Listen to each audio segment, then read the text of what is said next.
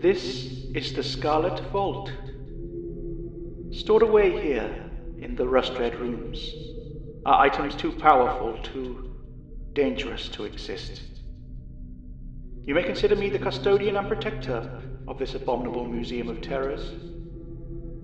Every item stored here is drenched in horror. Every item a weapon in the wrong hands.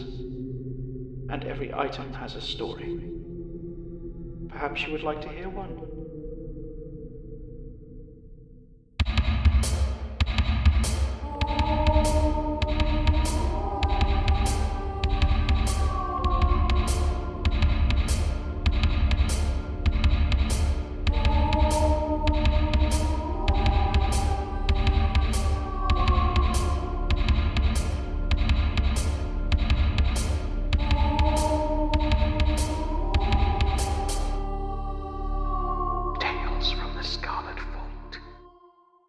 I know that this item looks like a dusty old book, and I suppose in practical terms that's all that it is.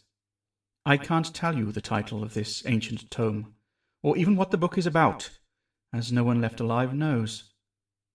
I can tell you that it's referred to in some small circles as the caveat lector. Reader beware. This is one of the most dangerous items in the Scarlet Vault. Oh, don't be tempted to open that cover and flip through the pages. Don't even touch it. This book is protected.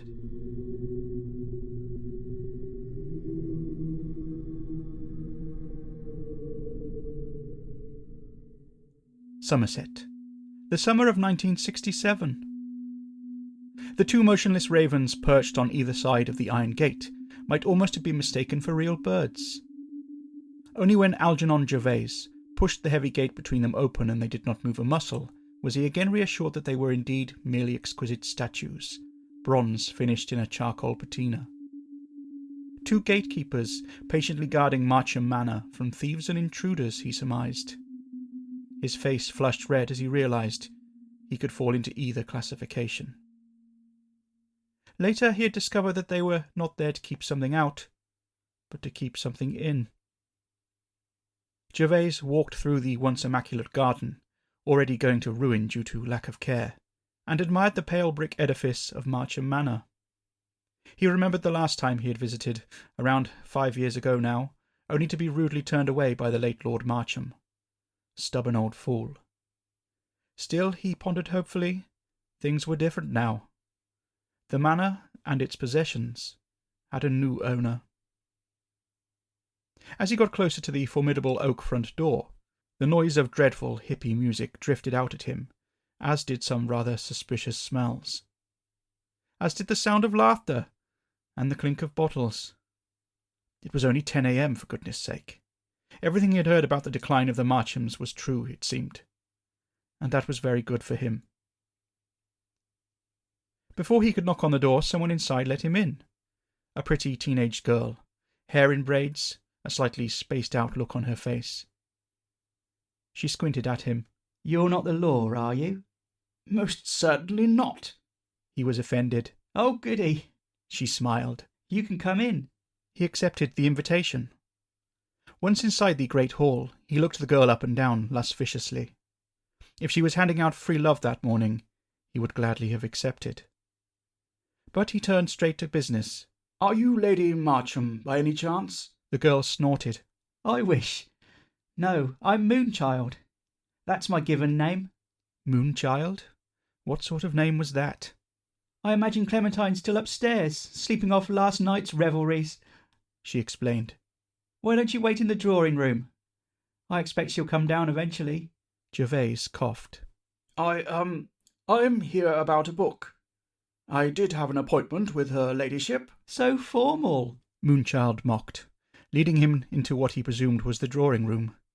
The space had been converted into an ashram-style boudoir, all drapes and beads. Quite distasteful. Lord Marcham would be turning in his grave. A couple of young men, both too blissed out to even acknowledge him, were lazing on pillows. "Well, make yourself comfortable." Moonchild sort of curtsied and left him standing there awkwardly. "Big John and little Mike won't bite. See you around, Daddy-o." Daddy-o? Good Lord, what was wrong with young people these days? Gervais eventually summoned the courage to make eye contact with Big John and Little Mike. He need not have worried about being forced to make conversation. Their eyes were glazed over. "Peace, man," one of them murmured at him from a drug-addled daze. He tried to hide his disgust and half-heartedly twisted his fingers into the peace sign in acknowledgement. "Who are you, man?" the hippie asked about a minute later. "I'm Algernon Gervais, young man," he answered proudly. "I'm an expert on the occult. Who are you when you're at home?" Some time later, Lady Marcham deigned to welcome him. "Ah, Lady Marcham," he started. Please, She grunted. call me Clementine. Like the others, the young aristocrat was now a fully paid-up member of the alternative community. A hippie. Algernon checked himself, hoping his rather square attitudes didn't rub the girl up the wrong way. He needed to charm her if he was going to get what he wanted. "Algernon Gervais, at your service, madam." You can drop all the fancy stuff. She led him out of the room and up an ornate staircase to the well-stocked library. There are no airs and graces here, she informed. He rather liked the look of the sandy-haired girl, he decided. Not that he'd be able to make anything of it. Far too young. He tried hard not to stare at her cleavage, exposed by the flimsy tie-dyed summer dress. He coughed again, the result of smoking too many cigars. "As we discussed on the telephone, there is an item in your late father's collection I would very much like to get my hands on." He scanned the bookshelves looking for it, but his keen eye couldn't pick it out. Oh, it's not kept here, she cottoned on. Daddy stored it in the cellar with all his other valuables. I have to confess, Mr. Gervais, I'm surprised by your interest in it, given the more interesting antiques in his collection. He raised an eyebrow. "Really? Did your father never discuss the, value of the text?" He certainly hoped not, as that would make his acquisition of the book so much easier. And cheaper. Daddy and I didn't really see eye to eye, so avoided each other as much as possible, Clementine admitted. I only know he didn't want anyone to have it. On that he was most definite. She recalled a childhood memory of her father sternly lecturing her, finger in the air as he spoke. No one must take the book. No one must read the book. Do I make myself clear? She had laughed nervously, not really understanding. Algernon considered telling her of his earlier visit, and how Lord Marcham had previously denied him the item, but realised that might not help his chances if he informed her of the fact. "And what about you, Clementine?" he asked slowly. "Are you willing to sell?" She took a long breath out. Unfortunately, the generous inheritance I acquired is already slipping away from me, she admitted. This was just as he had hoped. Rumours of the financial mismanagement of the estate were rife. He had visions of all that lovely money being spent on parties and alcohol and hashish. Wasted. Clementine continued. So regretfully, I must go against some of my late father's express wishes. The book is yours, Mr. Gervais. He guffawed and clapped his hands happily. If you can afford to bid for it, she continued. I've decided to auction it off. The smile was wiped from his face. "But I understood this would be a private sale." Oh, that was the idea, she grinned. But since I told the auctioneers about it, I've had so many expressions of interest for it, even a few solid offers. His heart sank. "I had thought that I was the only person aware he even owned a copy." A nasty thought occurred to him. "Many of the people interested in the text, myself not included, are somewhat questionable characters. I do hope you haven't shared your identity or address. It is a private, anonymous auction you've got planned, correct?" For the first time, a little sense of worry crept across her pretty features. Well, I didn't think of that. Perhaps I should have, Mr. Gervais. He found himself putting a protective hand on her shoulder. "Now you must listen to me, Clementine dear. I'm an expert on these matters. You aren't entirely safe while others know the book is in this house. You'll need to take great care from now on." She stepped back, crossed her arms and pouted. You're just saying all this because you want the book for yourself. "I do want the book," he accepted. "but not out of acquisitiveness. I just want to read it. Know what all the fuss is about. That book is dangerous, Clementine. I know it, and your father knew it. She ran over to the large Palladian window that looked down onto the garden, stared out and took a sharp intake of air and pressed her hand against her heart.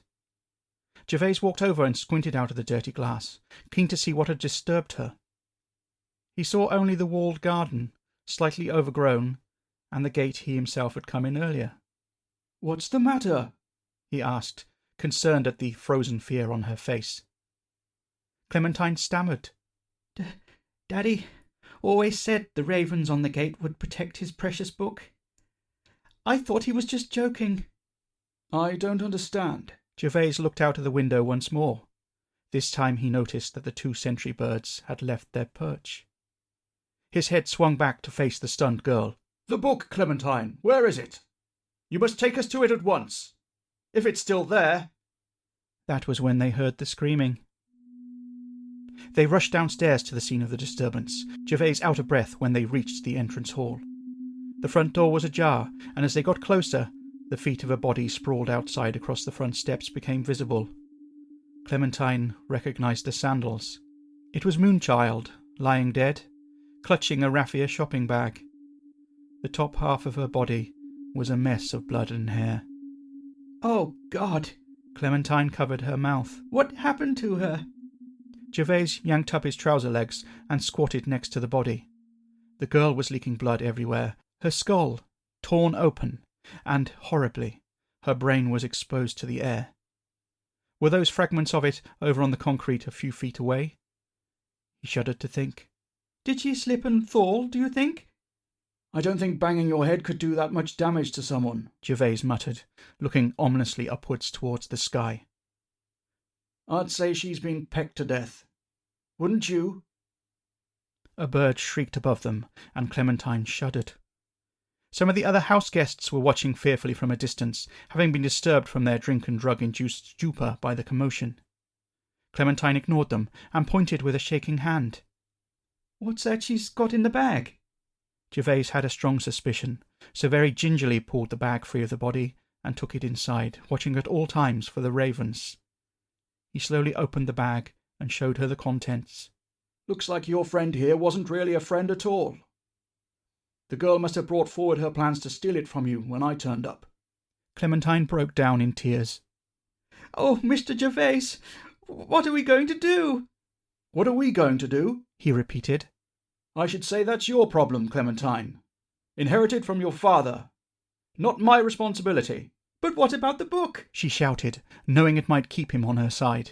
However disreputable she found him, she was somewhat calmed by the presence of a senior, a supposed expert on matters of the occult, though somehow she found herself doubting.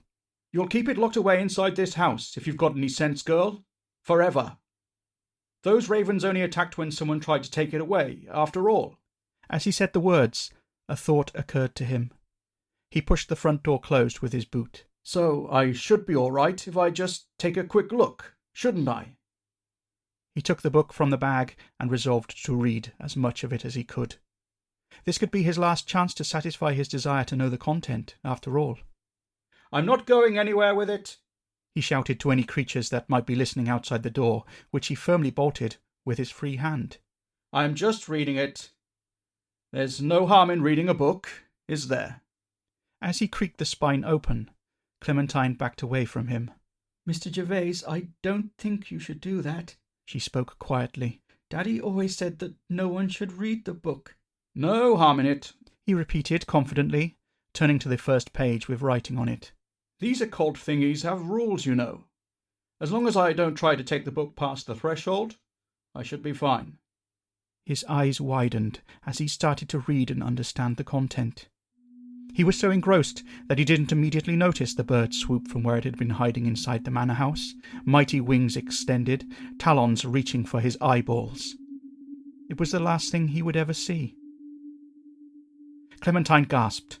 Gervais tried to swat the attacking Wavering with the book, but it was no mere animal, and the tome struck against metal, bouncing off. Gervais yelled as the bird claws dug into his face, pressing sharply into his eyes, creating such incredible pain. He sobbed as his eyeballs were ripped to shreds and sunk to his knees and forward onto his face. Although he couldn't see the blood, he could feel the sticky wetness on his hands, sliding down his forearms, dripping to the floor. He tried to speak, tried to cry out in pain, but couldn't hear his own voice over the sound of Clementine screaming. The Parliament of Ravens had judged him unworthy. His punishment was never being able to read again. No one can take the book. No one can read the book. Clementine finally understood the grave seriousness of what her father had told her, and finally understood the truth of her inheritance, her family's mission. No one can take the book. No one can read the book.